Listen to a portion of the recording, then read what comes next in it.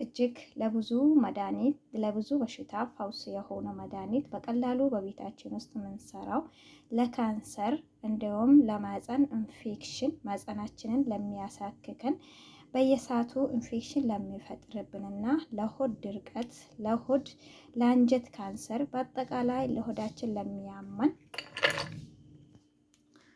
እና ወደ ቤተሰቦቼ ይሄ ነገር ያው አብዛኛው ሰው የሀገር ቤት እጣን ነው የሚመስለው እንደምታዩት የኢትዮጵያ እጣን ይሄ እጣን ነው የሚመስለው እና እኛ በሾት የምንጠቀመው የእጣን ነው የሚመስለው።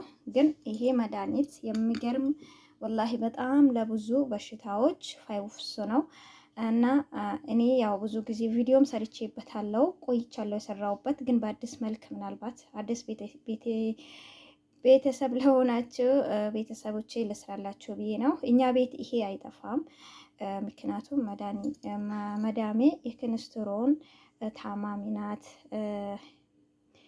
ደም ግፊት አለባት፣ ስኳር አለባት እና ማህፀኗን ደግሞ ኢንፌክሽን በየወቅቱ እንትን ይልባታል እና ያው ክኒኖቹ አትጠቀምም ማለት ነው። በተለይ የማህፀን ኢንፌክሽን ብላ ኢንፌክሽኑ ሲነሳባት ሐኪም ቤት አትሄድም።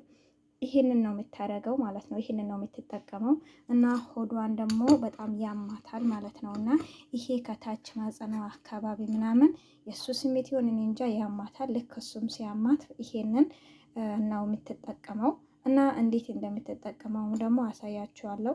እና ለካንሰር ታማሚዎች ያው ብዙዎቻቸው ሚዲያ ላይ የምትከታተሉ ካላችሁ በዚህ እኮ ፈውስ አገኘውን ብለውም ቪዲዮ የሚሰሩ አይተናል ሚዲያ ላይ እና በጣም አሪፍ ነው። የሱካር ታማሚዎች በጣም ይሄ ነገር በጣም ስለሚመር የሱካርን መጠን ይቀንሳል እና እንደውም ከነጭራሹም ሱካሩን በትክክለኛ ያረጋል ብለው ያው የሞከሩትም ሰዎች አሉ። የኔዋን ሴትዮ ግን እስካሁን ድረስ ያው ትጠጣለች። ሱካሩ እንዳለ ነው ግን ከፍ አይልባትም። አሪፍ ሁኔታ ነው ያለው ማለት ነው። ከነጭራሹ ዞር አላረገውም እውነት ለመናገር ብቻ ግን ይሄ እኔ በጣም የወደድኩት ለማህፀን ኢንፌክሽን እና ሆዳችሁን ለሚያማችሁ ሆዳችሁን ለሚያሳብጥ እና የሆነ ምነፋፋችሁ ነገር ያኔ ሀዋ ነው የሚባለው ወይንም አየር የሞላችሁ ሆድ ማለት ነው። ያው እንደ ቦርጭ ነው ምናምን ትላላችሁ ብዙ ጊዜ ግን ሳታውቁት ነው እንደ አየር መግቢያ ያኔ አየር ነው ወይ አየርም ሊሆን ይችላል። እንደዛም ብላችሁ ከጠረጠራችሁ ይሄንን ብቻ ምን ያለፋችሁ ይሄንን ጠዋት በባዶ ሆዳችሁ አንዳንድ ሲኒ ወይንም ግማሽ ሲኒ ባታበዙት ግማሽ ሲኒ አንዳንድ ሲኒ ቢጠጡ ምንም ጉዳት የለውም። ለዚህ ነገር መድኃኒት ስለሆነ ምንም አይነት ጉዳት የለውም። እና በተጨማሪም ደግሞ ፊታችሁ ላይ ጥቁር ነጠብጣብ ያለባችሁ ፊታችሁ የመጨማደድ ያለ ጊዜ የመጨማደድ እንትን ካመጣባችሁ ፊታችሁ የተለያየ ቆዳ ከያዘ ይሄንን ትጠቀማላችሁ ማለት ነው። አሁን እንዴት እንደምትጠቀሙት አሳያችኋለሁ። እኔ ዛሬ ያው የቤታችን አልቋል እያዘጋጀው ነው። እስከ መጨረሻው ድረስ ተከታተሉኝ እስከ አዘጋጃጁ።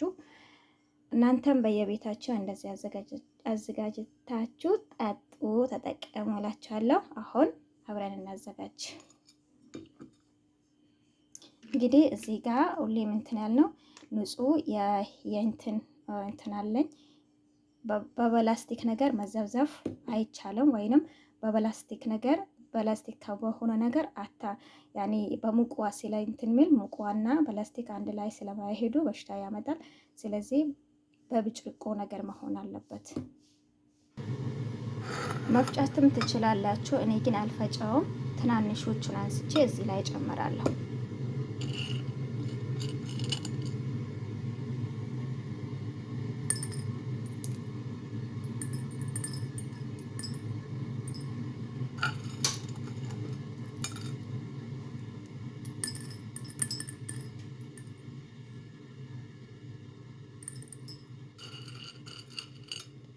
መቅጠን የለበትም። በጣም ወፍራም መሆን የለበትም። ግን በጣም ስለሚመር ይሄውላችሁ እንግዲህ ይሄንን ያክል ነው ያደረኩት። በቆጥረው 20 ትንሽ ስለሆነ ነው 20 ይወጣዋል ወይንም 18 ምናምን አልቆጠርኩትም። እኔ በግምት ነው ያደረኩት። ብቻ ያው በጣም ውሃ መሆን የለበትም። በደንብ ሲመራችሁ ነው በደንብ ይመራል ማለት ነው። ይመራል። ካቀጠናችሁት ግን ምራት የለውም አይመረም ማለት ነው። እና ያው መድኃኒትነቱ ስለሚፈልግ ችግር የለውም ቢመርም። እና ይሄንን ያክል ነው የጨመርኩት። አሁን እዚህ ላይ የሞቀ ውሃ ነው የምጨምረው።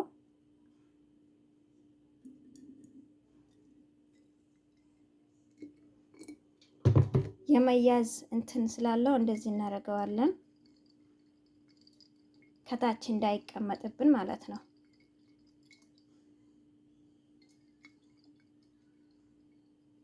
ከዛ እንጨምራለን ውሃ።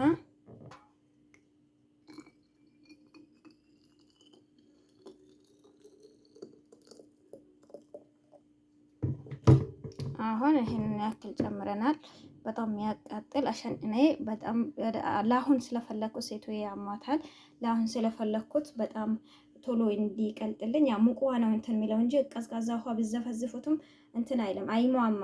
ስለዚህ ሙቅ ውሃ ነው መጠቀም። ለማታ አሳድራችሁት ፍሪጅ ላይ ያስቀምጣችሁት በፈለጋችሁ ሰዓት መጠቀም ትችላላችሁ።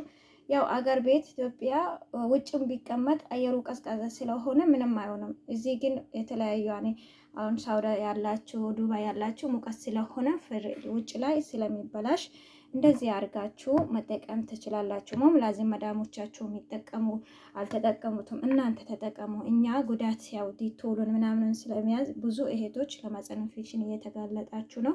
ስለዚህ ይሄንን አድርጉ። ይሄንን ደግሞ የማህፀን ኢንፌክሽን የሚያጠቃችሁ ሰዎች ለምን እንዴት መጠቀም ትችላላችሁ? ይሄንን ከእንትን ካላችሁ በኋላ ሞዴሳችሁ ላይ ነው ጠብ የምታረጉት። ፔሬድ ሲመጣባችሁም ተጠቀሙ ማለት ነው። እና አንደኛ ሞዴሳችሁ ፔሬድ በልመጣባችሁ ሰዓት ደግሞ ስትጠቀሙ ፓንቲ ላይ አድርጉት ማለት ነው። እና ፓንቲ ላይ አድርጉት፣ ፈሰስ ስታረጉት ፓንቲ ላይ። ምክንያቱም ያኔ የሚያሳከካቸው ምናምን እዛ ላይ እንትን ይለዋል ማለት ነው፣ ያስወግድላችኋል ኢንሻአላህ በዝንላህ።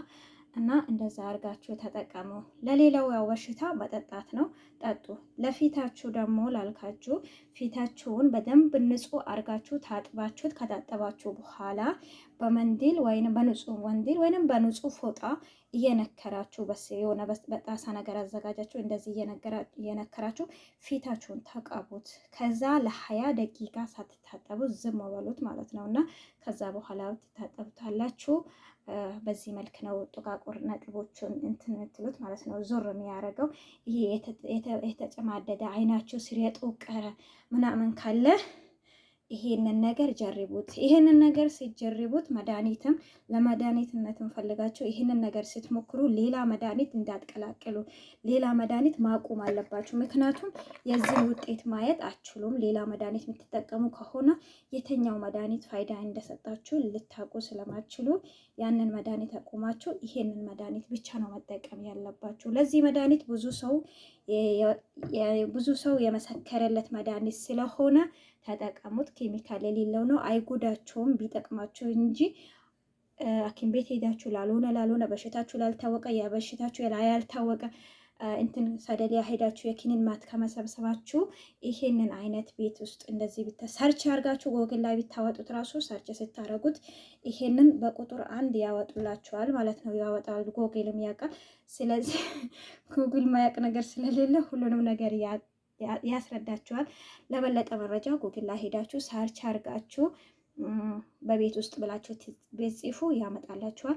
ይሄንን ስለጠቀመኝ ስላየሁት ለእናንተ ላካፍል ወድጃለሁ። ቪዲዮውን ከወደዳችሁት ላይክ አድርጉ። ሰላም አለይኩም ወራህመቱላሂ ወበረካቱ።